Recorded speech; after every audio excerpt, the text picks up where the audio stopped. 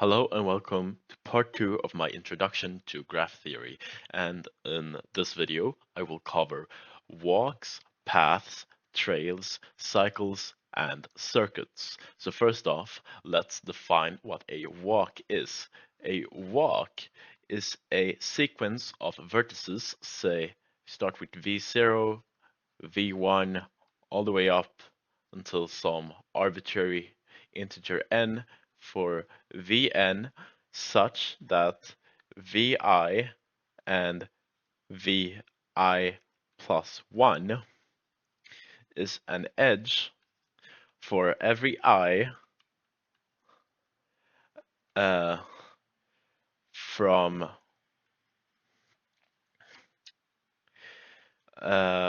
from 0 to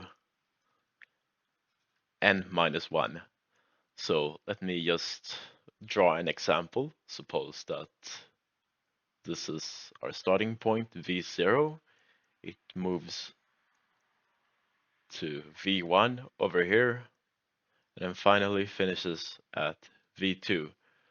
So you can view this as a sequence of steps where every step is an edge. So first we walked one step via this edge, and then another step via this edge. So this means that V0, V1, and V2 forms a walk.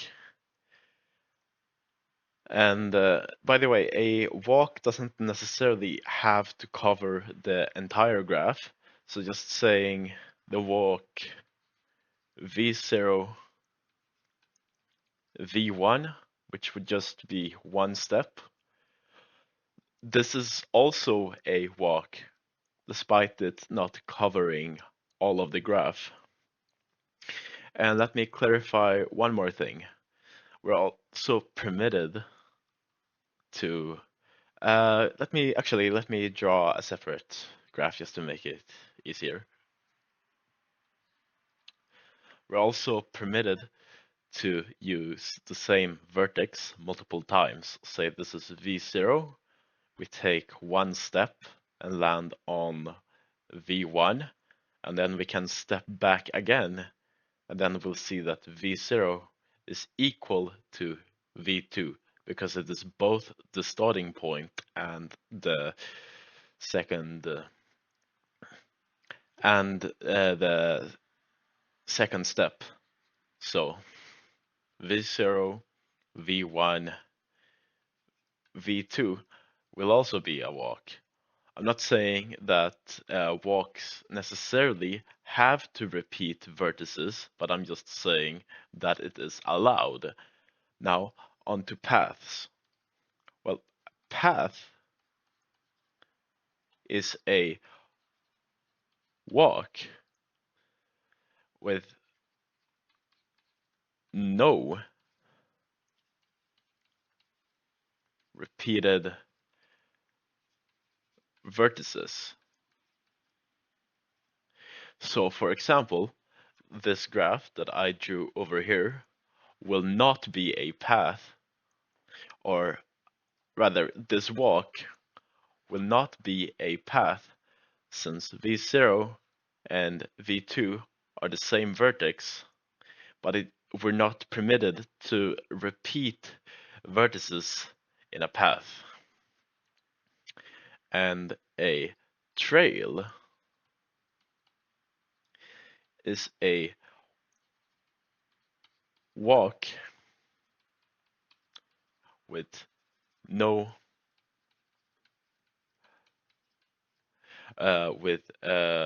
no repeated edges. So this would not be a trail either, since we walked past the same edge twice, first over here and then over there again. So let's say we have a graph that looks something like this.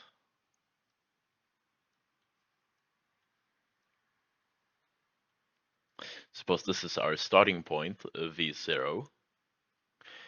and we move one step via this edge to V1, and then this is V2, V3, this is V4, and we take one step back again. This means that V2 is equal to V5. So V0 to V5 would be a trail. We've not stepped over the same, there's no edge that we've walked over twice. We walked over this edge once, this edge once, this edge once, this edge once, and this edge once. However, it will not be a path since this middle vertex has been repeated. So we can say that not every trail is a path, as is demonstrated over here. However, we can say that every path is a trail. And the reason why this second thing holds is because if you're not allowed to... Wait, let me just...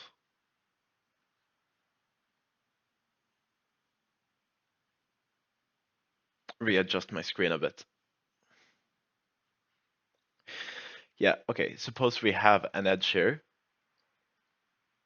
and we've walked over this vertex, and we walked over this vertex, then there is no way to walk across this edge again in either direction without touching the vertices that this edge is connected to.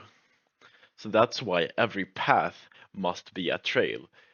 But again, as demonstrated via this example, not every trail is a path. Now let's move on to what a cycle is. A cycle is a graph or a walk where the starting point is the same vertex as the end point, but no other vertex is repeated. So say, for example, if you have a walk that looks something like this is V0, this is V1, this is V2, and you step back over here, which means that V0 is V4. This does form a cycle, because this edge is only walked on once. I mean, this vertex is only walked on once, this vertex is only walked on once, and then we move back to the starting position, which is the same as the end position, which was the defining criteria for a circuit. Only the starting position vertex may be repeated, which will be the same vertex as the end position vertex. And finally, we have circuits. And a circuit is a trail, so in other words, no edges repeated, a trail where the starting position is the same as the end position. So it's a similar concept to a cycle, but it's not entirely the same.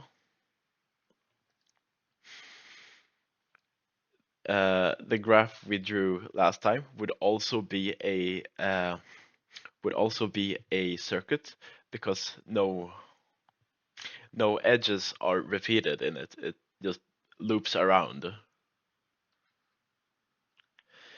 Let me draw another example. Suppose that we have a graph that looks something like this, maybe.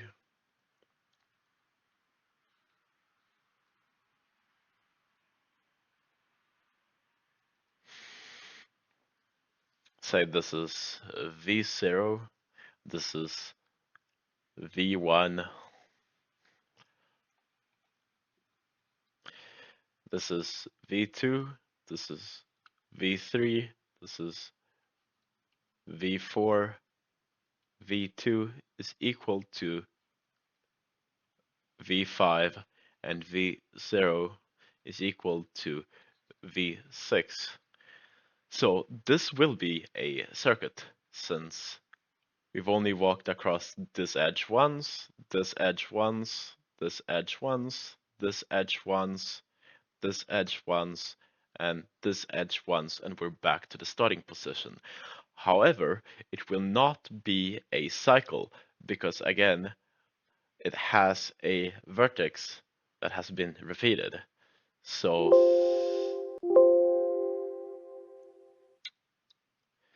uh,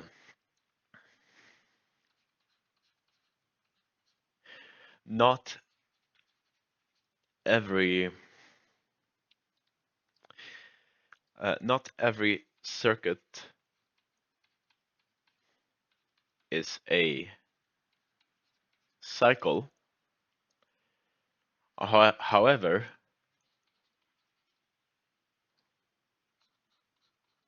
not every circuit is a cycle. However, every cycle is a circuit.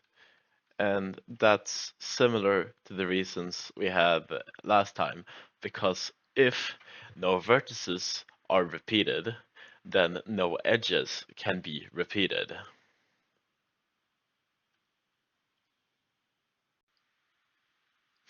And just another thing I should clarify, circuits and cycles don't necessarily need to cover the entire graph either. Suppose that we have a graph that looks something like this, maybe, and we'll call this our starting point, this V1, this V2, V0 is equal to V3. So this walk would both be a circuit and a cycle, despite not even concerning itself what this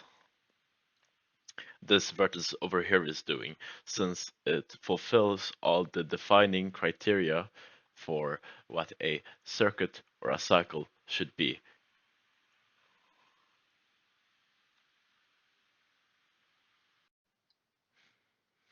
But that pretty neatly moves me to my next definition, namely Euler trails. So something is an Euler trail if it is a trail that covers every edge. So suppose that we have a graph that looks like this. Suppose that we start here and we move. Actually, let me draw it in purple first.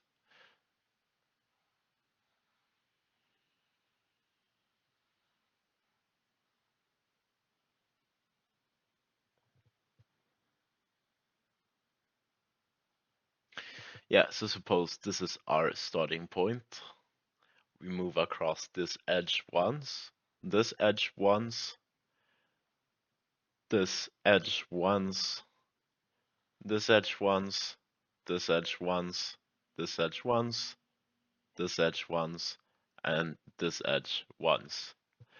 Now it's neither a cycle nor a graph, since its starting point is not the same as its end point.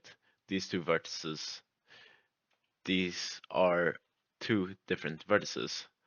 However, it is an Euler trail, since it is a trail that does happen to cover every single edge of the graph.